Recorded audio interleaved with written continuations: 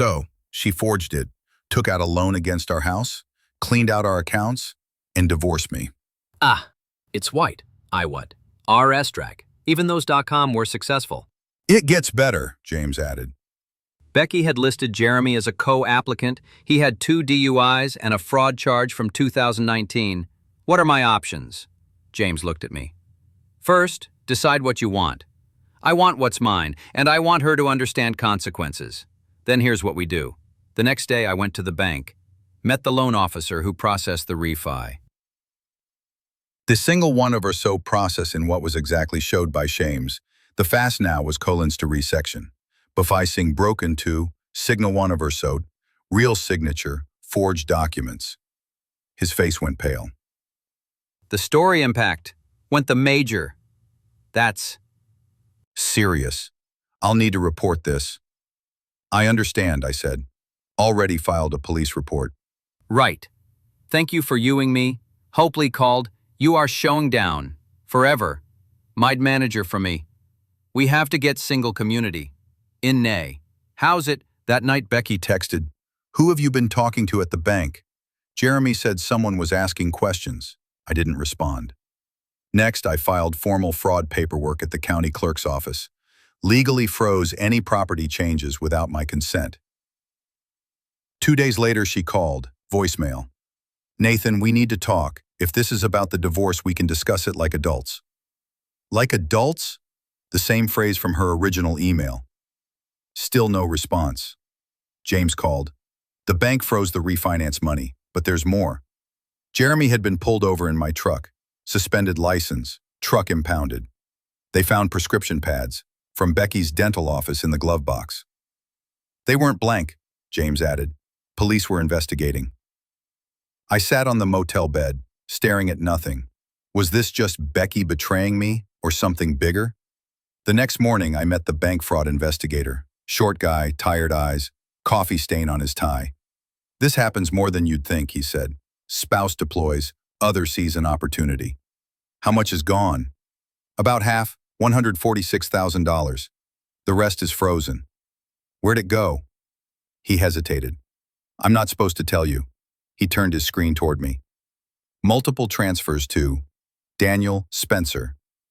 "Who's that?" "Real estate agent. You'll want your lawyer to subpoena records." I called James. He called back an hour later. "Daniel Spencer, real estate agent, specializes in fast cash sales. He's worked with Jeremy Ryan, your wife's boyfriend, on 3 prior deals." I sat on a bench, reeling. This wasn't just Becky leaving me, I said. This was a setup. "Could be," James replied. "Jeremy targets women divorcing or with deployed spouses. The homes get sold way under value. He gets a cut, then moves on." "And Becky?" "Hard to say. Could be a victim or a partner." I called the FBI. They'd already been investigating Jeremy and Spencer. My case gave them. I didn't go. Instead, I waited near the house. When she left, Daniel Spencer showed up. Jeremy greeted him. They went inside. James asked, "Should we follow?" "No need," I said. "I installed cameras last year, interior and exterior. Cloud uploads." I pulled out my phone. Inside, Spencer was taking photos. Jeremy was giving a walkthrough. "We list at $470,000, Spencer said. Cash buyer will offer $420. Everyone's happy." "What about the husband?" Jeremy asked. "Becky says..." I hit record. Next, it says in a number 1, Nathan, 42, hardened but composed. Staff sergeant sits on his cot, reading from a laptop. His eyes are fixed, cold. On screen, an email. Subject: "Let's be adults about this. I've filed. I've moved out. I empty the account. Jeremy's here now." Nathan blinks twice, then closes the laptop. He grabs a towel, walks out. Water hits Nathan's face. He doesn't flinch, just lets it run. Silence. Nathan lies on his bunk. He opens his laptop again, types a single word: age. Nathan sits across from James, 40s, smart, sharp in a blazer. James slides over a folder. "James, everything you asked for, and something else." James reveals a document.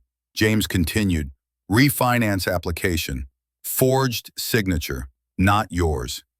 Nathan, she used our house to pull out equity? James, 330 grand. She listed Jeremy as co-applicant. DUI record. Fraud conviction. Nathan, busy woman. James, gets better. He's worked with the real estate agent Daniel Spencer on 3 other divorce sales. All cash, all fast. After the fallen Daniel Surtee continues, you have an op-tour cross on the bunks of Goddard Bourse. We're act.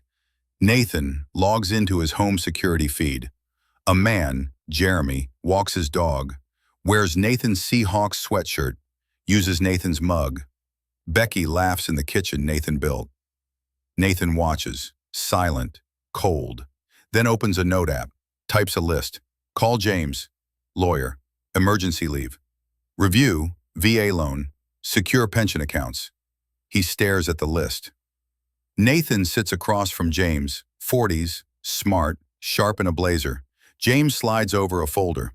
James, everything you asked for, and something else. James reveals a document. James, continued. Refinance application. Forged signature. Not yours. Nathan, she used our house to pull out equity? James, 330 grand. She listed Jeremy as co-applicant. DUI record.